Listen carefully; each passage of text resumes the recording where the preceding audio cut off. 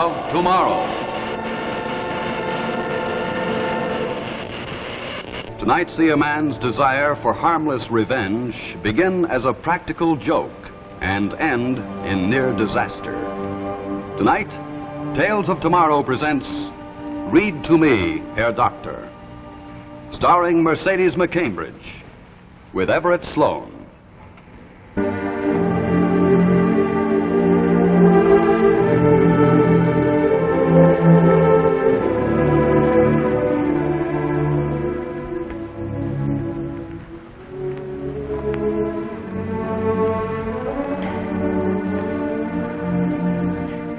Read to me, Herr Doctor. To Sherlock Holmes, she is always the woman. I have seldom heard him mention her under any other name. In his eyes, she eclipses and predominates the whole of her sex.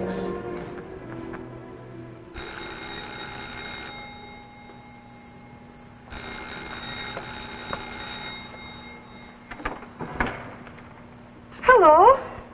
Hi. May I come in? I wish you would. I told you I'd get out here. I'm sorry it's such a long trip. Oh, But I'm very glad you came. Come in, won't you? thank you. The cab driver said that there'd be nothing but woods this far out. He said that if there was a 1421 Northern Avenue, it'd probably be on a tree. Well, it is on a tree, if you noticed. But behind the tree, there's a house. There's this house. Sit down, won't you? Thank you. Well, so you're really Professor Kinworth's daughter. Why, had you thought he ate his young? Well, I know that he almost ate me when I took physics with him. Yeah, we used to call him Cyclops. Or is that an awful thing to say? No, Dad has two eyes in his head. Well, he only used one when he lectured. You see, he'd screw up his right eye, and then he'd glare at us balefully through the left. No, not balefully, really. More likely he was trying to find you. Dad's right eye's always given him a lot of trouble. Come on, say hello to him, will you? He's always so happy to meet his old students. It's in here. No. He's got someone with him. I only wish he had. Well, that's not the professor. Come in, see. And side whiskered, with Hey, an Dad? inflamed face and disreputable That clothes. will be all for now, walked Herr into Doctor. Yes, my dear? I brought somebody to see you. Huh? An old friend would like to say hello to you. An old friend? Uh-huh. I met him just a few days ago at the Greens party. Hello, Professor. Sidney Strong. Physics, 7 and 8, 2 years ago. Oh, yes, Mr. Strong. Well, come in. Delighted to see you again. Have a seat. Thank you. May I present Herr Dr. Himmelsdick? Dad's always been an incurable practical joker. I guess you never knew that, Sidney. Ooh, what is it exactly? Neither more nor less than my introduction implied. This is Herr Dr. Himmelsdick. From Leipzig? Yes, I see you remember too. Yes, the good Herr Dr. Himmelsdick, who wielded the scepter of absolute authority over me those 2 years in Leipzig. And now, all these years later, in my harmless way, I have my little revenge. I lean back in my chair, I remove my glasses, and I say, "Read to me, Herr Doctor."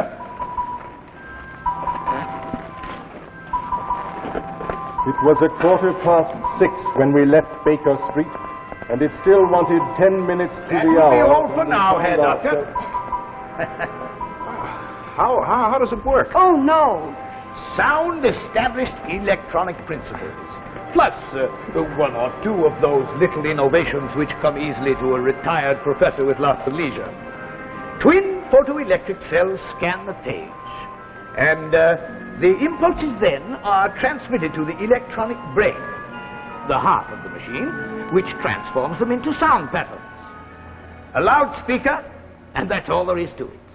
Oh, the moving limbs, the man's shape, merely my little conceits at the expense of the good and deceased Herr Doctor. And at the expense of your good and not quite deceased daughter.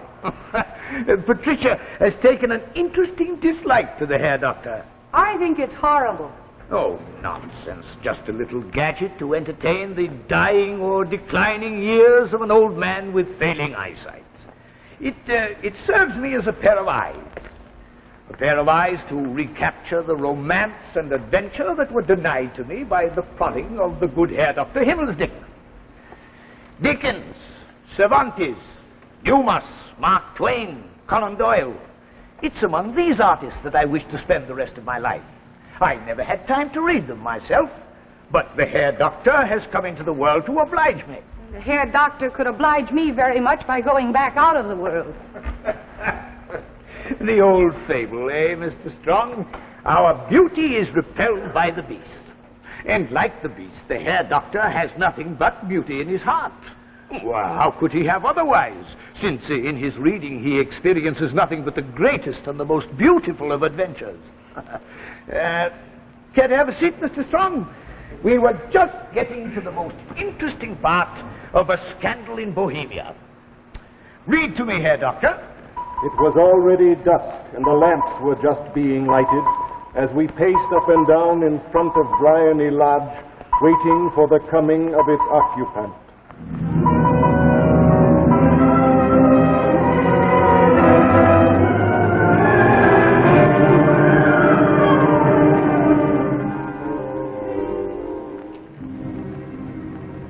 What do you want? Screamed Milady. We want, said Athos, Charlotte Baxon, who was first called Comtesse de la Fère, and afterwards Lady de Winter, Baroness de Sheffield. Aha! Faced with her accusers, eh, Herr Doctor? Her crimes finally caught up with her, eh? Well, what do you think now, Doctor? We're approaching a dramatic climax, eh?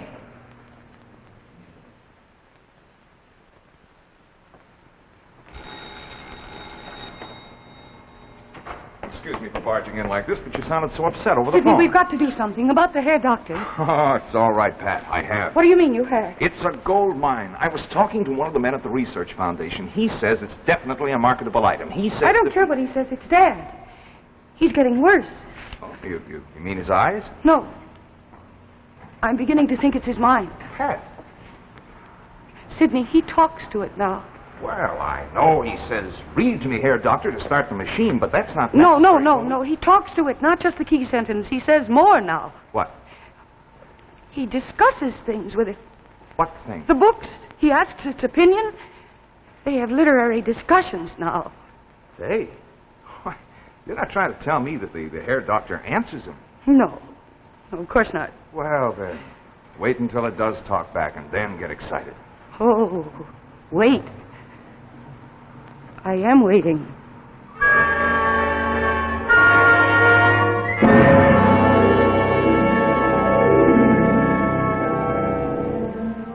Thus ended the life of that ingenious gentleman, Don Quixote. There were many epitaphs made for him, but the simplest of these were the words Sancho said over his grave. He was a man in love. Nobody knows why.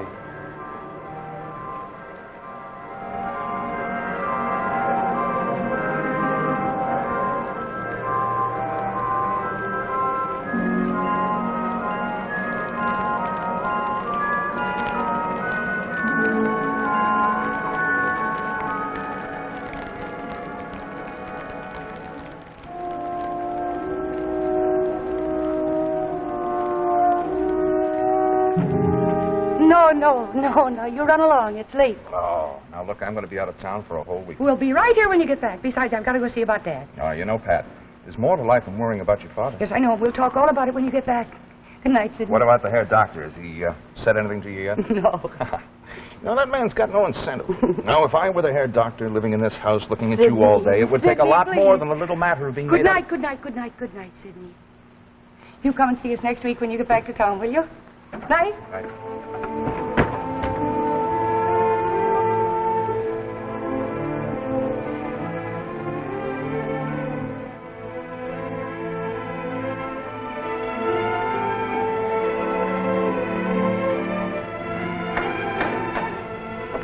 Oh, Dad, now really.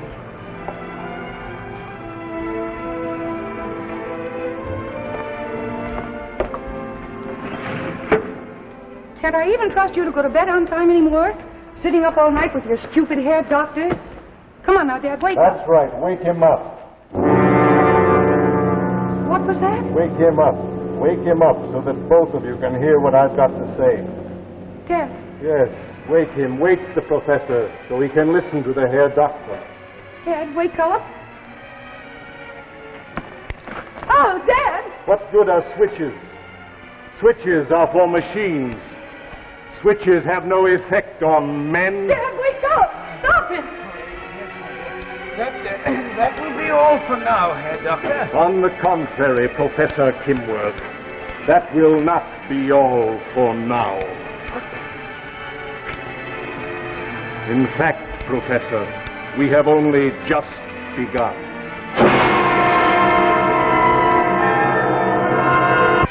It isn't possible. Not possible, Professor. Why not possible? Dad, it's a lie. What did I do? You made a man but not a man, a half-man. And then you fed it romance and adventure. You filled its coils with love for living. Dad, you've got to stop it. You've got to turn it off. Turn it somehow. off? You tried that. Switches are not for men. But you're not a man. You will provide me with what I lack. What?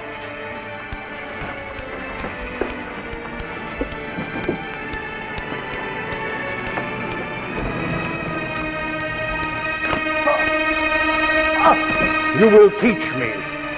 It's all here in the books. You will create the rest of the man. I'm to teach you? You're a professor.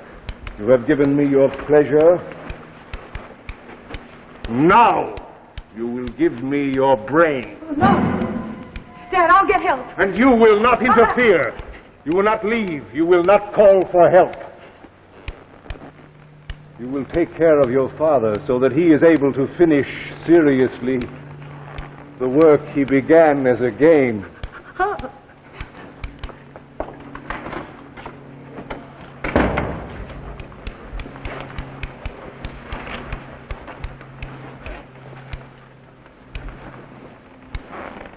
Read to me, Professor. Yes. Yes, of course. The study of the foundations of mathematics deals with the fundamental concepts and the assumptions about those concepts from which all mathematical truths can be proved.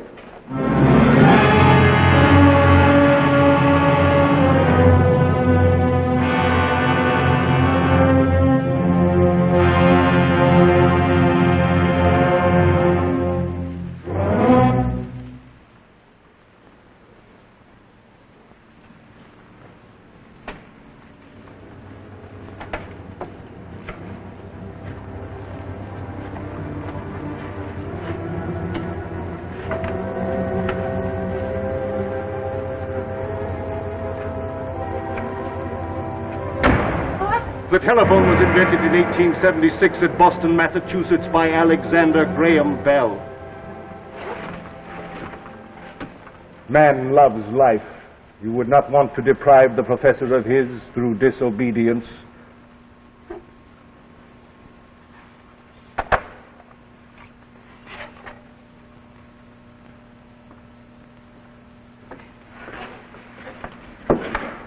The birth of modern chemistry is attributed to Robert Boyle.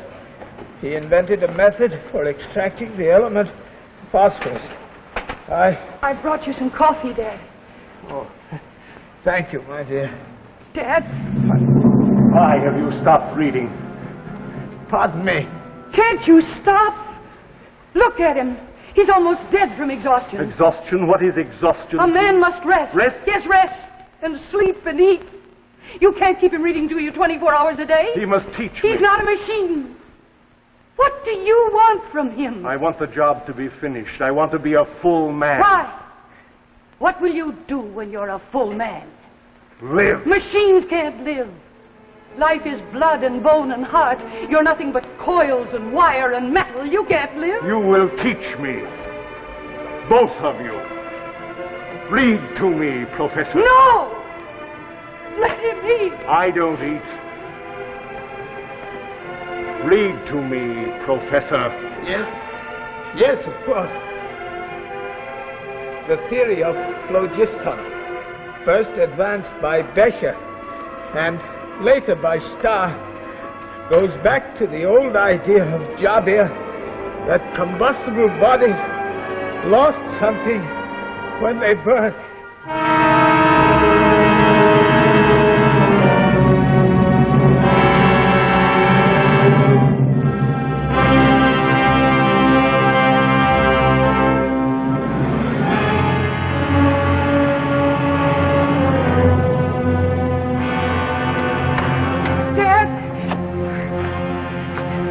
The semester is over. The student is taking his examination. The nightmare has touches of humor to it. He demanded the most difficult examination I could devise. Yes, the student is about to graduate. Dad, if he's satisfied that he's learned enough, will he leave here? No mention has been made of future plans. I've crammed years of learning into a week's instruction. I tried to teach him everything I know. If he is a man, then he is a complete one. And if he is a complete man, he's more dangerous than we can imagine. Dad, can we let him go out into the world? Can we stop him? We're helpless, my dear. We're prisoners in our own home. We daren't use the telephone. We daren't call for help. But what does he want to do with his knowledge? I'm afraid to guess.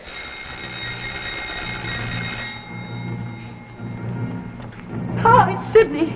I've been waiting for him to come back. He'll be able to help us. An electric bell consists of a small electromagnet acting upon a soft iron armature which stands away from the magnet. When the latter is energized, a small hammer attached to the armature strikes a blow on the bell or gong. You will send whoever it is away. Let him go. You will send whoever it is away. He is never to come back, and you will not try to communicate anything else to whoever it is.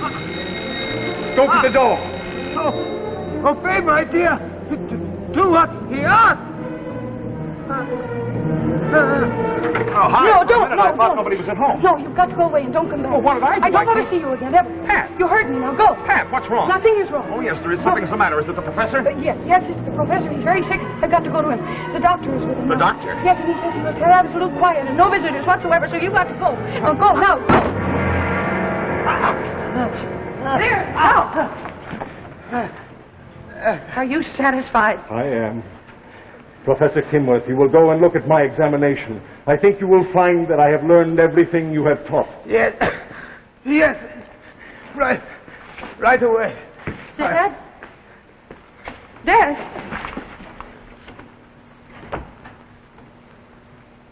What do you want? Shall I compare thee to a summer's day? Thou art more fair. Stop it. Let me by. I wouldn't hurt you. You've turned your face from me. And when you spoke of me, it was in anger and fear. But I felt only love. Felt love? Yes, felt. He played with creation to amuse his dying years, and I am the result of his games.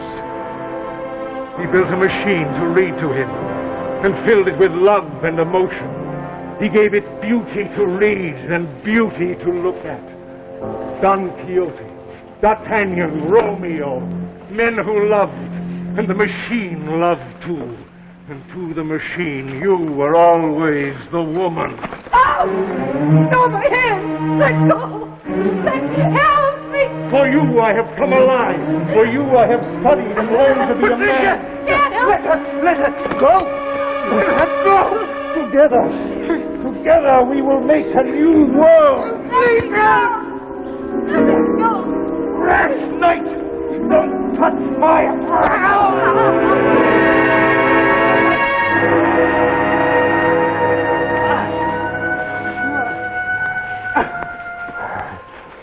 He is our enemy. He wants to come between us. I want only to build, and I need your love for that. My love! You think life is like the books you've read, where everything is solved by force. You think that love is gained through duels and fights and conquest. I have fought for your love. And I hate you. You can't hate me. I've fought for you. And you've won nothing. If I'm what stands between you and the world you planned, you'll never see it. Because you'll never have my love. Man fights for his lady and gains her favor. The books have taught me. The books are wrong. The books are wrong. Dad? Yes. Yes. The books are wrong. Oh, Dad. Oh, Dad. How does it feel? The books are wrong. Where is it going? Hush, hush. Come.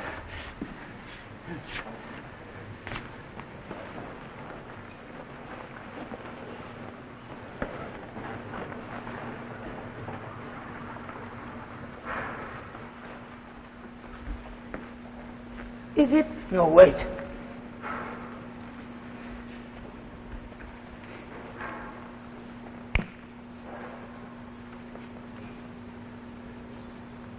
Read to me, Herr Doctor.